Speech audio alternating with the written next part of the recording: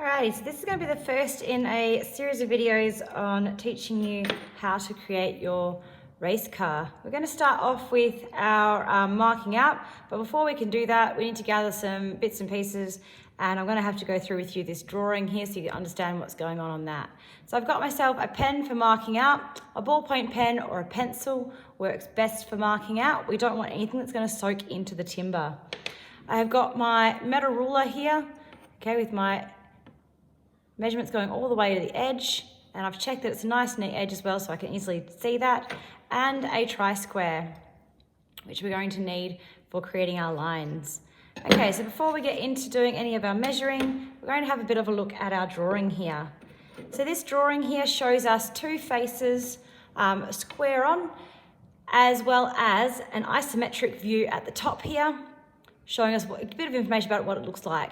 Now, it's just important to note that this isometric view does not facing the same way that the car is down here. So this front part here on the car is actually this front section here. Okay, so this other view here is a top view or a bird's eye view, and this is a side view. So if we were to take our piece of wood, okay, we can place our piece of wood on this here like this. Okay, and then if we turn it onto its side like this, okay, so you can kind of see how it fits on. Now, with all of our working drawings that you're going to come across, measurements are put where it is best fitting on the drawing without getting confused with other elements. So even if I need to know something on the top, and if I look here, the measurement from say here to here isn't defined on this top view here. But because these all line up, okay, all of these drawings, they're drawn in line with each other, I can actually use the measurements from the side view here to help me mark out the parts along the top there that I'm going to need to be able to mark out first of all. Okay, so if I want to know this distance here, I look down here to where those line up and I go, okay, well that's 20 millimeters. I then will need to know the distance to this line here from that one there, and that's 30 millimeters. From there to the side of this, first side of this trench here is another 20, and then that trench is 20 millimeters wide as well. Okay, so those are the first set of markings out that I'm going to need. So I've got my piece of wood here and my ruler, and I've got my dimensions just down here that I need to do, but they're for marking out where these lines go along the top. So I'm going to mark it on the top face here. I'm going to place my ruler on here so that I've got the edge of the ruler carefully lining up with the edge of my material. And I can use my finger to feel if there's any ruler sticking out or not quite at the edge there. I want to make sure it's pretty much dead on. The more accurate I get this, the better my marking out is going to be. Okay, so my first one is 20. Just move that slightly when I hit the side of my stand there. I'm going to make a little mark going up like this. Okay, then I'm going to come across 30. Now I could move my ruler, but if I can keep it in the same spot, I'll have even better accuracy. So given my numbers are fairly simple to add together here, I'm going to add 20 and 30 together to get 50. Okay, then I've got another 20 along from that, so that will get me out to 70. Okay, and then another 20 along from that, and that gets me to 90. Now, just a note here, if your ruler is in centimeters, it doesn't matter, because if I just take the 0 off of here, that gives me the centimeters. Okay, so if yours is in centimeters, it'd be 2, 5, 7, and then 9. Okay, at this point, I've got my marks for where they are, but I haven't got any lines yet. I'm going to use my tri-square to get the lines. Okay, so on our tri-square has different parts. We've got the blade here. Okay, we've got the stock and the brass plate. We want to make sure that the brass plate is up against the side of our material at all times, and as much of it as possible is touching. If we can't get a lot of this touching, say I was going to write something right along the edge there, then I turn it over to get to that marking so that I've got as much of that against it as possible. So it must be touching. For this one here, I like to hold it in my non-dominant hand. And I have my thumb on the bottom of the stock there, my pointer finger holding the blade down against the material, so my thumb is holding it against that edge, my pointer finger is holding it down, and then the rest of my fingers are kind of holding it against my block of wood. Okay, so they're holding the block of wood. And I can move this around using my thumb and my pointer finger and get it to slide to where my mark is.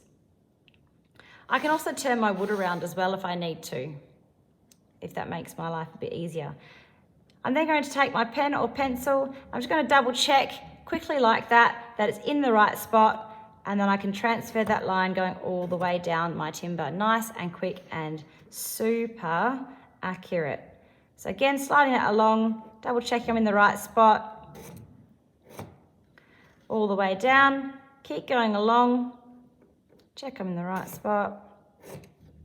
And this last one, I'm just going to turn it over so I get a better amount. You can see my hands holding it a little bit differently just to make it nice and easy. Now, if it's a bit awkward, then you, as I said, you can always turn it over. But notice how my thumb's still making sure that this brass plate is touching my wood the whole time. Okay, so that gives me my first lines that I need. Now, some of these lines I need to go all the way around the timber, and some of them I don't. Okay, so these first two lines, I need them to go down both sides and the bottom. These next two lines, I only need them to go down both sides. Okay, now what I can do here, again, holding it the same way I did before, where I'm clamping it against my wood and making sure that that brass plate is always against my wood.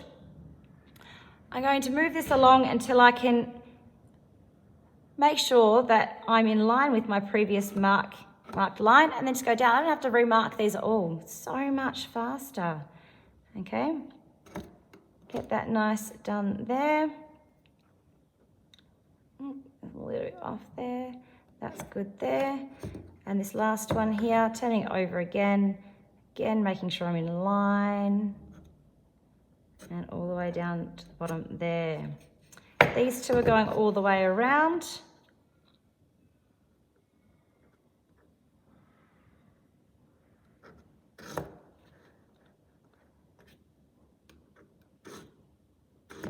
But the other two are not. Okay, and then I'm going to come down and do all of these from the top. Now, if I've done this well, oh, look at that, my lines line up.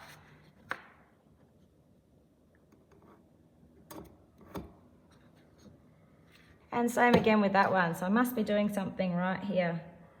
Okay, making sure that they line up. Oops. And then this last one here, because I have to turn it around, I won't be able to see that easily. So I'm just going to make that little mark there where I know it matches against it, so that when I come along here, I've got that mark to line up with and can make my mark go around the side there. Okay. So that's our first lot of marking out.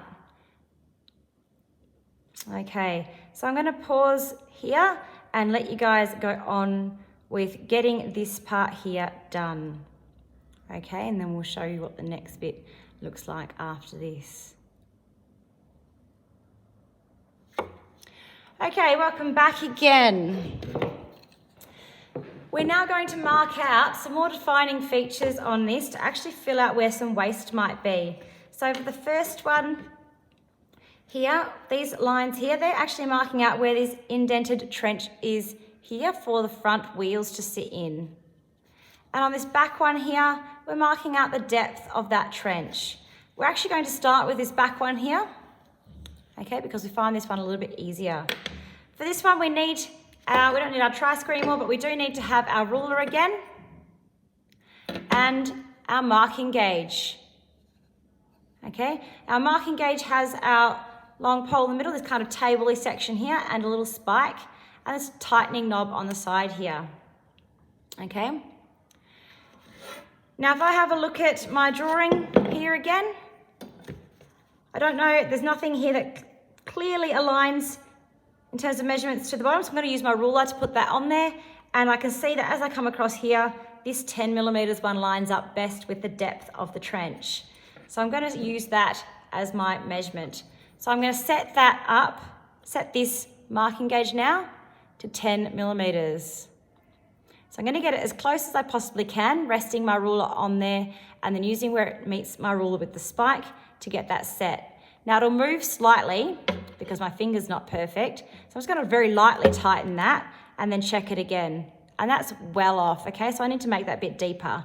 Now because I've lightly tightened it, I can tap that against the table and it will move it down. If I've gone a bit too far, I was in the other direction, I can tap it the other way until I get that dead on where I want it to be. Tighten that properly and then just check for a third time it didn't move when I tightened it. Okay, so you're gonna want to hold this in your dominant hand and you're kind of choking it, you're kind of holding it right up tight around the top there. Okay, now this is our top face here, it's the top of the race car there, and we're gonna do our marking out so that this table part here is always against our top because our material isn't actually 2 millimeters or 2 centimeters or 20 millimeters wide, it's 19. So if I mark them out from different sides, I'm going to end up with different heights on either side of my trench, which I don't really want. Okay, so I'm going to start this by moving between that line and that line there. And I'm going to put my point down. Oh, that shade doesn't work very well. Put my point down and then kind of turn that down so that I have no light coming through, which is why you couldn't see what I was doing then. Always making sure that the side face of my timber and that top face of the table are touching the whole way along. I'm then going to very lightly push that back until I get this kind of score mark, which you can see there on the video. It's not deep, it doesn't need to be, it just needs to be there, making that mark.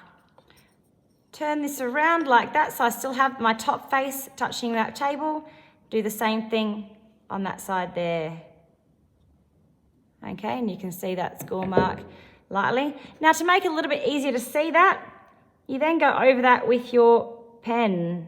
Okay, turn it around there. Do the same thing on that side there. All right, so now that I've got the sides of my trench marked out, okay, and the depth of it as well, I can actually mark that out as waste because as you can see, it's all going to be removed.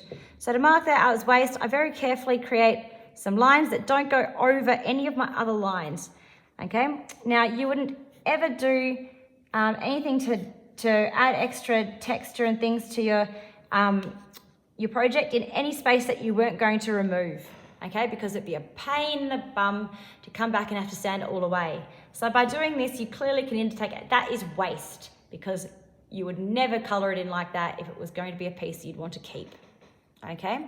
So that clearly marks that as waste that is going to be removed. And we can't accidentally cut part of it that we weren't meant to. Okay, to do the sides in here, okay, we're going to reset our marking gauge to 5 millimeters. Okay, you can see here on the drawing, it tells you to come in 5 millimeters there.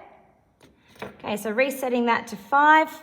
It's a bit dodgy, the 5 millimeter mark on my ruler, so you might not be able to see how well that's lining up.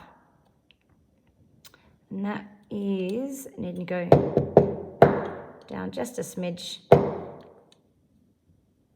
And that's lining up much better there now. Okay, so I've got that reset to 5 millimeters. This one, you can see it's not on the same face, the trench. It's from the top and around to the side there. So I'm going to make sure that at all times, the side and that table are the same ones for each of them. So there, same way of holding it and moving it along as before. And then I'm going to turn it around and do the other side. Now, if you're finding that you're having a lot of trouble with your marking gauge coming away from your material, you probably have the point too high up, okay? And you're not using the side, you're using the tip, and the tip will try to sit into your timber and it will try to follow the grain, okay? So you just want to use the side and kind of rub the side of that point along your material, okay? So that you're kind of just creating a bit of a dent with the side. Again, we're going to go over this with our pen to make it a bit easier to see.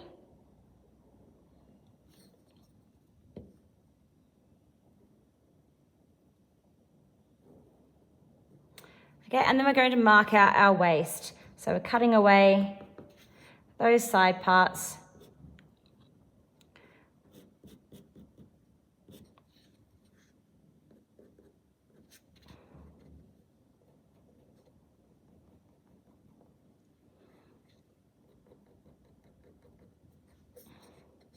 where the wheels are going to sit in later on. Okay, now I don't recommend always doing the next lot of marking out until you've done a bit of cutting, so you can come back and do the next lot of marking out a bit later on. So just keep an eye on where you're up to in the video, and then you can come back. I'm still going to show it now because this video will do all of the marking. Cut and chisel out your trenches and then come back and do the last bit of marking out. All right, so when you go on to doing your front section here and the very back little chamfer area at the back there. Okay, so let's have a look at where they line up with on our drawing here. Okay, and I've got my marking out sitting there like that, where it all lines up with where things are currently. So I know where I've got to be marking this out. So we have a look at this front one. It comes in 20 and goes down 10. So that we've already got our line here that it comes to. So we want to go down 10 millimeters there. Okay, we need to mark along the front and then back up there again. Now I can use my marking gauge to mark along the front there, and then use my ruler to line that up with the edge there, or I can use my ruler. So it just depends on which one is going to be the easiest at the time for you. This one means that you can't accidentally measure too much on one side and not enough on the other. Okay, so I'm just going to double check I'm back in the right spot. Again, from my top face, because you can see that measurement coming down from the top. Okay, and then I'm just going to run, so I'm on my top face, I'm just going to run that, but not in the right spot. That was close. Run that along the edge there. Okay, again, I'll go over that in my pen. Sorry, just making sure I was still on the video.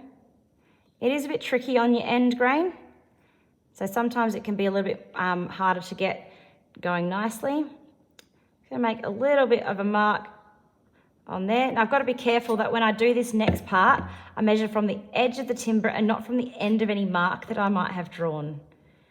Okay.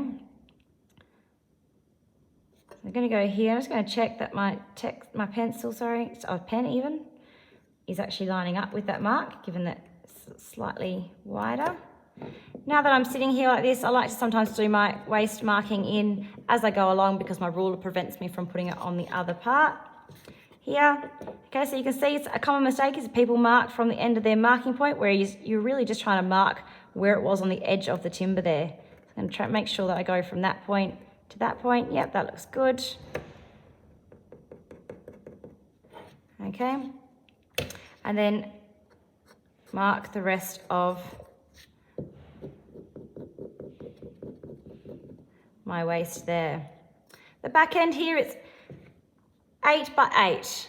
Okay, so coming in 8, going down 8. This one is definitely worth setting your marking gauge for, because you've got the same measurement on both the top face and the end there with the end grain.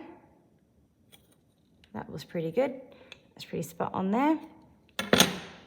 So again, I've got to mark it out along the top there.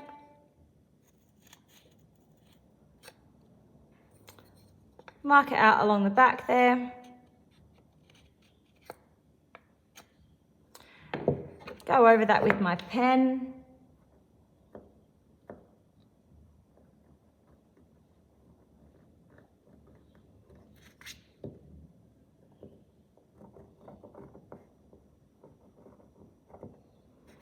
Okay, and then I'm going to use my ruler to join those two up.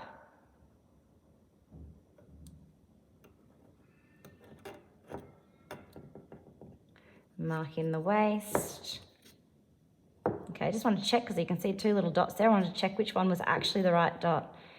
Okay, always take your time with this kind of thing and make sure you're getting it right the first time. Okay, you make mistakes, everybody makes mistakes, but I've made lots, so I know which ones to try and avoid. And if I can teach you that in advance, then you don't have to make them yourself. Okay, so now we have got those marked out. Again, at this point, you can stop and you can go away and you can actually cut these away with the plane or your chisel. But I'm going to go on and continue showing you how to mark out where your wheels are going to go. Okay. Alrighty, so marking out your wheels. For this one, we're going to be marking out where the wheel's center is going to be. Okay, if you're actually drilling the hole that the axle is going to go on for both of those. Now they aren't incredibly prescriptive here as to exactly where those are. Now because this is drawn to full size and I know it's the same, I could actually just measure that in from the edge, okay, and try to mark it out that way, or I can mark it out from my other existing lines, etc., and try to figure those things out. But it's pretty much going to be halfway between here and here, and halfway between here and here, and about halfway down. Okay, it does show you a little bit further down than that, but I found that if we go halfway, it allows for any little mistakes that might happen without you drilling holes coming out the bottom of your timber or something like that. Okay, now at this point, if you've gone away and done some of your chiseling and things first, then you might have a bit of a trench cut in here. Now you can still mark that out, okay, you just have to hold things slightly differently when you do it, okay. So I'm going to come in here and I'm going to mark the halfway point. Okay, again over here, come along with my ruler. Now, if I'm finding that that's tricky, I can actually just start from 100 on my ruler and go, okay, well, I can just go to 115, pretend that's 0, and go from there. Okay. All right, now when I come and I do this marking out with my tri-square, for a hole, it's really useful if you don't actually go all the way to the top and bottom of your material, if you can avoid it. I find that when I'm doing all of my marking out in advance like this, okay, it's a really good indicator that that's not a cut line, that's where you've marked out a hole. Okay, so it's a really clear, easy indicator because any line I'm going to cut on goes all the way to the edge. All right. Now again, you could set a marking gauge up for this, but because it's just for a little bit of a little mark that's going to go across here, I wouldn't stress too much about that. And you're just going to then go down, I'm going to go down 10 millimeters and just make a little mark going across that. Okay, and then again on this one here, a little mark going across that. Now if you do mark this out before you before you chisel out this trench, you want to drill this hole before you chisel the trench now, otherwise you'll lose your marking out. Okay? So just keep that in mind. Now I only need to mark this out on one side because on the drill press, the drill will just go all the way through my material. Okay, all the way through and out the other side. So I don't need to mark it out on the other side at all. Okay, so you can see there we've got our two clear marking points where we need to drill our hole. And the center of where those two lines meet is where the center of the drill bit will go. And that's all I need to do. So that is all the marking out for your race car. I hope you've been able to follow along with that nice and easily, and you've been able to learn how to use your tri-square and your marking gauge, and of course, your meta ruler really clearly. Alrighty, see you in class.